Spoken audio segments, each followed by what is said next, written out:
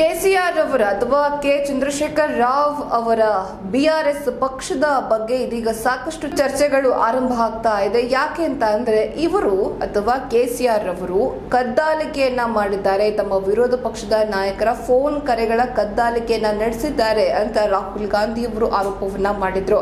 ದೆಹಲಿಯಲ್ಲಿ ಕುಳಿತುಕೊಂಡು ಪ್ರಧಾನಿ ನರೇಂದ್ರ ಮೋದಿ ಅವರು ಆ ಕೆಲಸವನ್ನ ಮಾಡ್ತಾ ಇದ್ರೆ ಇಲ್ಲಿ ಕುಳಿತುಕೊಂಡು ಕೆಸಿಆರ್ ಅವರು ಕದ್ದಾಲಿಕೆಯನ್ನ ಮಾಡಿದ್ದಾರೆ ಎನ್ನುವಂತಹ ಆರೋಪ ಮಾಡ್ತಾ ಇದ್ದಾರೆ ರಾಹುಲ್ ಗಾಂಧಿ ಅವರು.